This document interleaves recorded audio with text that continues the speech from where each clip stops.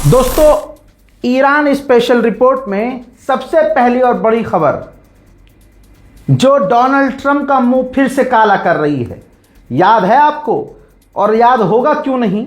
Donald Trump ने लगातार 40-45 दिन रट्टा मारा है कि हमने ईरान को मिटा दिया, ईरान की फौज कमजोर कर दी, ईरान की नेवी मिटा दी। और खासकर ये लाइन आपकी नेतन्याहू की और ट्रंप की याद होगी कि हमने ईरान की मिसाइल पावर को खत्म कर दिया। इन्होंने जीत का ऐलान यही तो किया था कि हमने ईरान की मिसाइल पावर को खत्म कर दिया। आज CIA, अमेरिका की तमाम एजेंसियां ये कह चुकी हैं, सबको किनारे कीजिए। अब CIA क्या कह रही है, ये रही रिपोर्ट। CIA ने अपनी रिपोर्ट पेश की और अमेरिका को बताया कि भैया, बल्कि दुनिया को पता चल गया है, CIA की रिपोर्ट में बताया गया है कि ईरान की 70% मिसाइल पावर, उसके लॉन्चर्स अभी भी मौजूद हैं। अब बताइए कहां गई भाई इस गुलाबी सुअर की बातें?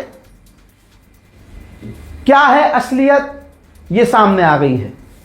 ईरान पर इतने बड़े हमले किए, अमेरिका और इजराइल ने मिलकर हमले किए, लगातार ये जंग इतने लंबे समय तक चली, लेकिन ईरान ने सिर्फ बजाया ही नहीं है, अरबों को अकेले बजाया नहीं, सिर्फ इजराइल और अमेरिका के बेस को उड़ाया नहीं सिर्फ, बल्कि उसने हमले झेले और 70% उसकी मिसाइल पावर आज भी है। 30% खोई होगी, महीना भर बीत चुका है समझ लीजिए जंग का, तो भाई कुछ तो रीबिल्ड किया होगा ईरान ने। और ईरान के ऑफिशियल कह चुके हैं कि हमने जंग के दौरान भी और जंग के बाद भी कुछ अहम मिसाइलें बनाई हैं, हम उसका इस्तेमाल करेंगे। तो आप समझ सकते हैं कि इन तमाम चीज़ों के बावजूद, तमाम हमलों के बावजूद, तमाम गुलाबी सुअर के बयान के बावजूद साबित क्या हो रहा है खुद CIA की रिपोर्ट से कि अमेरिका कमज़ोर हुआ है और ईरान मजबूत है। उड़ता तीर लेना, ये कहावत हुआ करती है। इस कहावत का लाइव एग्जाम्पल कुर्दिश लड़ाके हैं। कुर्दिश आतंकवादियों को अमेरिका ने शुरुआत में ही आवाज देकर कहा था, ट्रंप ने खुद कुर्दिश लोगों का नाम लिया था कि हम इनसे कहते हैं और चाहते हैं कि ये जाकर ईरान से लड़ें। यहां तक कि अमेरिका के राष्ट्रपति ट्रंप ने कहा कि हम इनको हथियार देंगे। और हथियार दिया कैसे? इराक के ऊपर जहाज अमेरिका ने भेजा, जहाज से हथियार जमीन पर गिराए पैराशूट के साथ। इन कुर्द लड़ाकों को हथियार मिले, इजराइल ने ईरान और इराक के बॉर्डर पर हमले किए ताकि बॉर्डर टूट जाए, बॉर्डर डिस्टर्ब हो जाए और ये कुर्द के लड़ाके ईरान में घुस जाएं।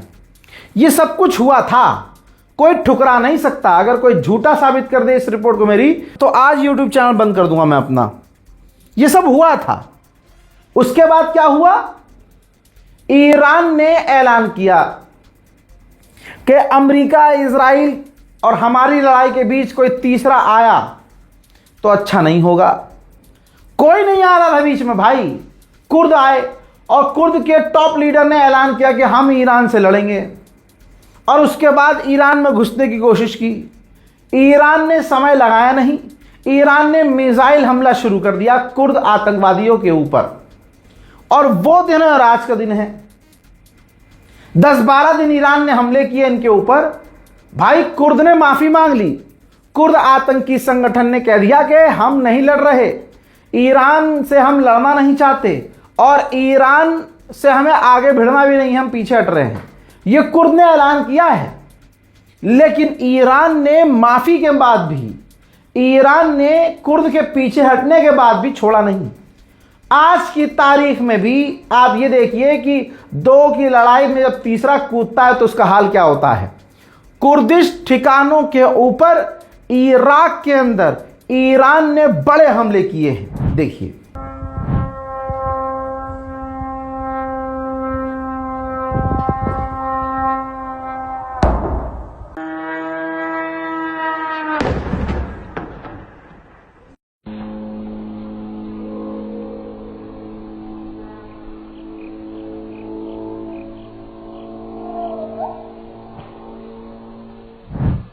अल्लाह अकबर। जीसीसी गल्फ कॉरपोरेशन काउंसिल ने ईरान की निंदा की है जो ईरान ने यूएई के ऊपर हमला किया है। कई देश ऐसे हैं जो धीरे धीरे सामने आ रहे हैं और ईरान की निंदा डरते डरते कर रहे हैं। ईरान का जो खर्ग आइलैंड है वहां आज भी ऑयल स्टोरेज बाकी है, खाली है। अभी वहां ईरान तेल रख सकता है। 5 दिन 6 दिन पहले का दावा आपको याद होगा अमेरिका का, जिसमें अमेरिका ने कहा था कि ईरान गुलाबी सुअर जो बोला है आज तक सब झूठ बोला है। गुलाबी सुअर ने कहा था कि ईरान के पास तेल रखने की जगह ही नहीं है, ईरान के पास ऑयल स्टोर करने के लिए जगह ही नहीं है, उसके पास रिंग ही बाकी नहीं है। लेकिन रिपोर्ट यह कह रही है कि ईरान के खर्ग आइलैंड पर अच्छी खासी ऑयल स्टोरेज की जगह बाकी है। मेरे दोस्तों, डोनाल्ड ट्रंप के जो एनवॉय हैं, जो करीबी हैं, एडवाइजर हैं, वो डरे हुए हैं क्योंकि जेट फ्यूल के दाम बढ़ गए हैं अमेरिका में, महंगाई बढ़ गई है और जो फ्यूल नॉर्मल फ्यूल है, ईंधन है, वो भी महंगा हो रहा है। अब डोनाल्ड ट्रंप के एडवाइजर्स को चिंता है, डर है कि चुनाव हार सकते हैं। जो अब चुनाव आएगा वो हम हार सकते हैं, लिहाजा जो ट्रंप के करीबी हैं उन्होंने एयरलाइंस के टॉप जो लीडर्स हैं और डायरेक्टर्स हैं, ऑनर्स हैं, उनसे मुलाकात की है और उनसे कहा है कि अभी तो जेट फ्यूल के दाम और महंगे हो सकते हैं, आप मैनेज कीजिए किसी भी हालत में। तो आप समझ सकते हैं कि पीछे से डोनाल्ड ट्रंप की पूरी कुर्सी चरमराई हुई है। अमेरिकी एयरलाइंस ने 56-57% जेट फ्यूल पर खर्चा किया है, ज्यादा खर्चा किया है, यानी जेट फ्यूल के दाम डबल हो चुके हैं और अभी और महंगा होने वाला है। अमेरिका की बड़ी कंपनियों ने महंगाई झेली है, ये उम्मीद करते हुए कि ट्रंप ने वादा किया है कुछ टाइम में सस्ता हो जाएगा, लेकिन अभी तक ऐसा हुआ नहीं है, बल्कि जेट फ्यूल के दाम अभी और महंगे होने वाले हैं। अब जो डील पर बातचीत चल रही है, जिसमें कहा जा रहा है 1 पेज डील है, उस 1 पेज में कई तरह की शर्तें हैं, जिसमें अमेरिका, अभी ये बात आ रही है, कल कोई और बात आई थी, आज कोई और बात आई है, जैसे जैसे चीजें आ रही वैसे वैसे बता रहा हूं। दोस्तों, अमेरिका ने कहा है, शर्त रखी है कि ईरान 20 साल के लिए अपना यूरेनियम एनरिचमेंट बंद कर देगा और अपनी जो जितनी भी न्यूक्लियर साइट है सबकी जांच होने देगा, किसी भी हालत में कुछ छुपाएगा नहीं। और फॉर्दो, नतंज और इस्फहान के अंदर जो उसके हथियार हैं, न्यूक्लियर वेपन्स हैं, उनको पूरी तरह से हटा देगा, मिटा देगा।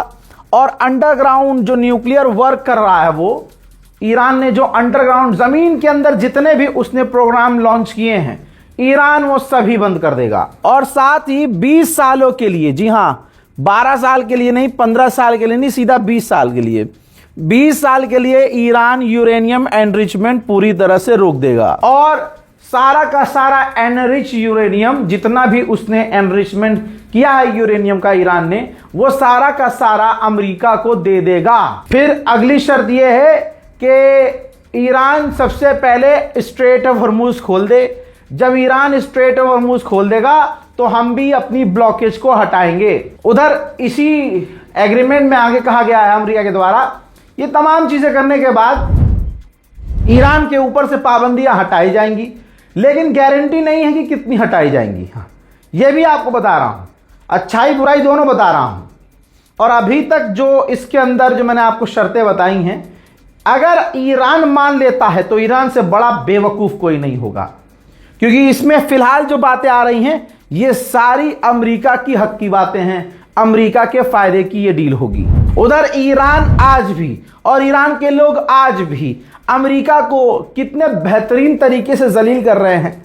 किसी को जलील करना हो तो भाई वो ईरान से सीख ले। ये देखिए, ईरान ने अमेरिका के खतरनाक से खतरनाक जो ड्रोन्स गिराए थे, हथियार गिराए थे, उनको ट्रकों पर डालकर ईरान की आवाम सड़कों पर परेड कर रही है। सड़कों पर अमेरिका की ताकत को जो गिराया है ईरान ने, उसको दिखा रही है। अमेरिका की औकात, अमेरिका की ताकत की पोल पट्टी ईरान की आवाम खुद खोल रही है। यूएई पूरी चालाकी खेल रहा है। यूएई चुपके चुपके अपने टैंकर स्ट्रेट ऑफ हॉर्मुज से निकाल रहा है, अपने टैंकरों का ट्रैकर बंद करके। आप समझ रहे हो? तो देखिए, ऐसी कोई स्थिति नहीं नजर आ रही है, ऐसी कोई बात नजर नहीं आ रही है जिससे ये लगे कि हाँ सब कुछ ठीक हो रहा है। भैया, जब एग्रीमेंट ही नहीं होगा तो ये चाहे 10 साल तक चलता रहे, डर हमेशा बना रहेगा। एक बात और सामने आ रही है कि शॉर्ट टर्म डील हो सकती है, यानी कुछ समय के लिए डील हो सकती है। जैसे सीज फायर है ना, ऐसे ही साल, 2 साल, 6 महीने के लिए अमेरिका और ईरान के बीच डील हो सकती है।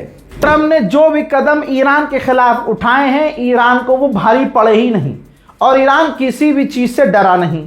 अब अमेरिका की इंटेलिजेंस रिपोर्ट आई है और अमेरिका की इंटेलिजेंस रिपोर्ट में बताया गया है कि डोनाल्ड ट्रंप ने जो ब्लॉकेज ईरान का किया हुआ है, ईरान ऐसे खतरनाक ब्लॉकेज को 4 महीने और आराम से सरवाइव कर सकता है। वहीं ईरान ने साफ मना कर दिया है कि हमने साउथ कोरिया के टैंकर पर स्ट्रेट ऑफ हॉर्मुज में हमला नहीं किया था।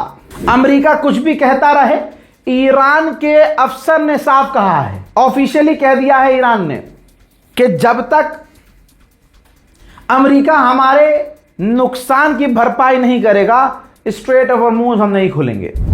लीजिए, बड़ा अपडेट यह है कि ईरान के राष्ट्रपति पेज़ेश्कियान ने क्लेम किया है कि मैंने मुज्तबा खामनाई से मुलाकात की है, 2 घंटे हमारी बातचीत हुई है, काफी फ्रेंडली बातचीत हुई है, जंग को लेकर हमने एक दूसरे के व्यूज को समझा है और उन्होंने हमें समझाया है। वो बिल्कुल ठीक हैं और काफी मुद्दों पर उनसे बात हुई है। हजरात मोहतरम, ईरान अपडेट में फिलहाल के लिए इतना ही। चैनल को सब्सक्राइब कर लीजिएगा ताकि अगला अपडेट जो मैं लेके आने वाला हूं उसका नोटिफिकेशन आपको मिल जाए। मैं हूं रजा और आप देख रहे थे रजा ग्राफी अनस्क्रिप्टेड। जय हिंद।